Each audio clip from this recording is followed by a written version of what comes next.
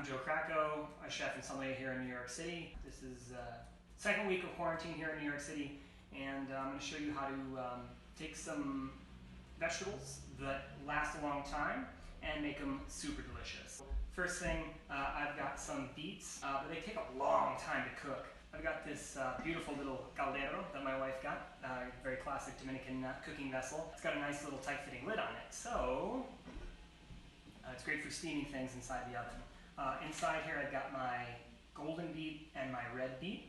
There's a little bit of herbs, spices, water, and vinegar. I'll give you the recipe on that. But this has been in the oven for over 45 minutes. To this pot, I'm going to add half a carrot. I'm going to check back on this one in another 15 minutes. Our beets have been cooking for about an hour. Our carrot's been in there for about 15 minutes. And now we're going to add our potatoes. The idea is that all of these items are going to steam together in this flavorful liquid we have here. I've got these little tiny red potatoes. You could use larger potatoes if you like. The larger the potato, the more time it's going to need to cook, so you're going to need to add them in early. So we'll check them again in another 15 minutes. It's been about 20 minutes now and our potatoes are ready. So again, we use this handy dandy cake tester. I use this item for cooking meat, checking all sorts of things to see if they're done. But for our vegetables, we just want to poke them, see if there's any resistance when we do. Golden beet's good. Red beet's good. Carrot's alright. And our taters are very nice. Alright, so we're going to do a quick deep dive into segmenting citrus. This is again a Cara orange. We're going to cut off the top and the bottom. Cara again has this beautiful orangish, reddish color. Don't waste. Squeeze the juice out of those guys. And then again, we've got this flat knife called a utility knife. I'm going to make curved cuts running from the top to the bottom. Try to follow the edge of the citrus so that you remove the pith, but try not to remove too much of the citrus itself. Continue with these curved cuts all the way around. Now we have the exterior removed. We're going to take off the excess pith.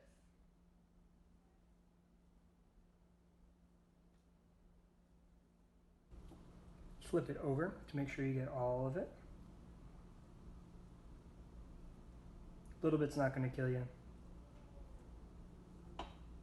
Now take this pretty guy here over a bowl and cut between these little lines. These are the membrane that hold the part we want. So we're going to cut between those lines, 2 cuts. Once you have all of your segments cut, take this little mess here, give it a nice squeeze. Now you've got your segments ready to present on a salad or add as garnish to any dish, and they're the most elegant way to eat citrus. Cheers. Alright, so we've got these beautiful hot beets that have been resting out of the oven for about 4 minutes, but while they're still warm, we want to peel them. So just take a dry paper towel. These guys are hot, so please be careful. And typically I'll start with the lighter colored beet, but just with the paper towel, you're going to press against it and slide that skin off. So you can see this beautiful golden beet, and the skin is coming off into our paper towel. You'll have to repeat the step a few times to get all the skin off. We'll do that with both your golden and then your red. Your red beet's going to stain your fingers a little bit, but good thing we're in quarantine and no one cares about stained fingers. And then when you get all that skin off, just cut the top and the bottom for any of those little bits that don't want to come off with your towel. If it's being problematic and doesn't want to come off, you take the back of the knife and scrape at it, and that'll get the skin off as well. Now that they're peeled, while they're still warm, we'll just give them a quick dice. You can keep it rustic or you can get as fancy as you want. Just keep the 2 colors separate for now so that while they're marinating, they don't bleed onto each other. Alright, so we're going to just quickly marinate these beets with a little bit of vinegar and salt. But one fun project that I'll show you how to do in a later video is make your own vinegar. If you ever open a bottle of wine and it's not quite right, or if you get any cool bottles of wine from where you work, you could turn that wine into vinegar. But I've got a couple vinegars to marinate our beets. With our red beets, we're just going to do a little bit of red wine vinegar. This is made from all the sludge from the bottom of the old bottles of red wine. Whenever I have a nice old bottle of wine, there's typically a touch of sediment that will fall to the bottom. I've got a bottle in my cabinet where I collect all the red wine sludge, and when my bottle fills up, I add the mother and I make red wine vinegar sludge. And this is a collection of cool stuff that I've drank over the years. quarantine, I'm drinking a lot. Anyway, I also have some white wine vinegar here. This is from a bottle of Jean-Louis Chave Hermitage, some producer, very expensive white wine from the Northern Rhone Valley. And one of his bottles was not showing as it should have been, so I turned it into vinegar, and it's really, really great. But white wine vinegar for the golden beets, red wine vinegar for the red beets, and just a touch of sea salt. Marinate those up, and they'll be super tasty. Our last bit is the carrot. Just took him up, diced him into little pieces, marinated him in that orange juice, a touch of salt, and do lemon juice. So we've got our orange and citrus to marinate our carrot. So the last thing we're going to do is we're just going to take these little potatoes that we've got, now that they're nice and cool, and we're going to cut it in half. A little bit of cucumber, just cut into quarter, and cut into little slices. We're going to put these into a bowl that has our orange in it. And a little bit of parsley. This is about 3 sprigs of parsley. I use the stems in the beets to add a little bit of flavor.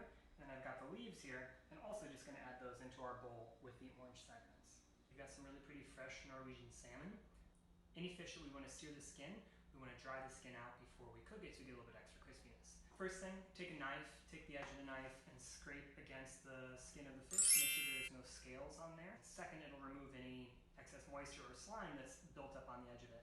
I left this uncovered in the fridge for about an hour or so to help dry it out, but also just want to take a little paper towel and dab off any excess liquid that's on the skin to help get ourselves a nice crispy skin on the top of our seared salmon. Alright, so we're going to sear our salmon. We have our enameled cast iron over a medium-high heat, and it is nice and hot. We're going to take our fish and we're going to season both sides, and then to our pan, a little bit of oil, about a tablespoon. We're looking for that searing temperature. We're using peanut oil here because that has a relatively high smoke point as well.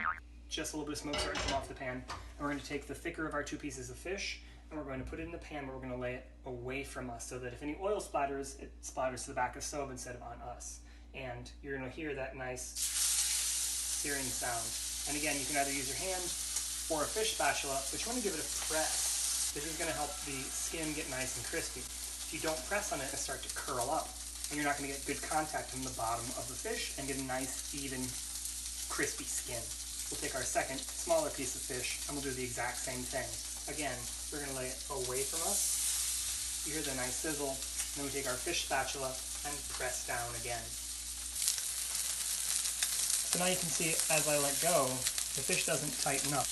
As usual, as we're searing things, don't mess with it for at least a minute. Also sexy. So now a minute has passed, and if you look, that guy's not even stuck to the pan, which is fantastic. This guy's stuck lightly, so we're just going to take our metal spatula, very gently, scrape underneath until it's free. And we'll give it a quick check to see what it looks like. Crispy skin! I lowered the heat a touch because the pan's starting to smoke too much, and it'll give it a couple more minutes. So it's been about 3 minutes now, and as we look at the fish, we're starting to get this white line creeping up from the bottom. Our skin getting nice and crispy, and our fish is about 1/3 of the way cooked. We're going to give it 1 more minute on this side, flip it, and let it rest for just 1 more minute in the pan. Alright, so it's been about 5 minutes now that the fish has been searing in the pan. That line has crept up a solid 1/3 and venturing slightly towards half. We've got nice crispy skin. And what I like to do with salmon when I'm searing it, kill the heat and flip it over. Now, just let it rest and get a little bit of heat from the bottom, but we still got a nice crispy skin without overcooking our fish. So I'm about to take these out of the pan. If we give it a little squeeze, I can feel the firmer sides where the fish is more cooked, but there's this nice, lovely, tender interior. Just going to take that guy out of the pan so it stops cooking.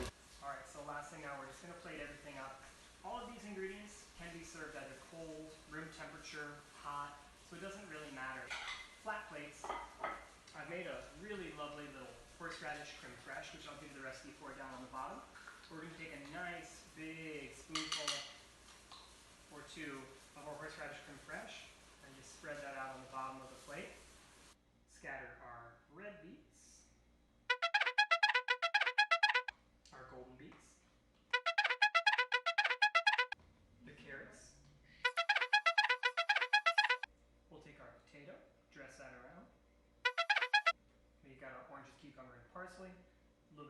orange juice, salt, touch of lemon. And lastly, we'll take our salmon, put that right on top, give it just a squeeze of lemon, and dance our last few parsley leaves on top for garnish.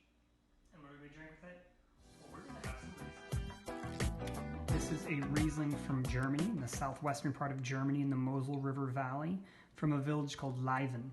The producer's name is Klausrade, from 1971. Epic vintage. It had a great amount of ripeness, bright acidity, but it's significantly more elegant than the 1976s, which are much more opulent and rich. But let's talk a little bit about the aromas. First off, you'll notice there's this little bit more of a dark golden color.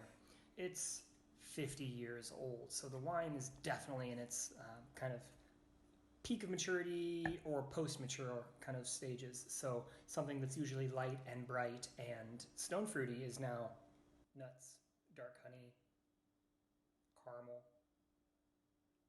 It's very golden in aroma on the palate. It doesn't quite have that surging acidity as like a young wine does. It's quite a bit more mellow and mature. Again, there's like a iron or rust kind of metallic quality to it, which I just think is the minerality showing after all this time. But it shows mature leather and grilled apricots and peaches as the fruit quality. But it's very complex. So this is a Spätlese bottling, but that Spätlese sweetness has really quite gone away. It's just seamless and integrated, but it's maintained acidity and freshness. It's still pretty darn delicious. With our dish, we've got that seared crispy skin on the salmon, but then the minerality and earthiness of beets and carrots. So that earthy richness of the wine really tying in nicely with those earthy root vegetables, and that little bit of sweetness in the wine cooling down the heat of the horseradish. So this was a fun pairing with a very nice dish. The dish was very clean and elegant. You tasted all the ingredients because they were just simply prepared, but very, very fun. So I hope that you enjoyed the dish and this fun little wine. And again, my name is Joe Krakow, and be safe, be well, eat well, drink well, and we'll see you later.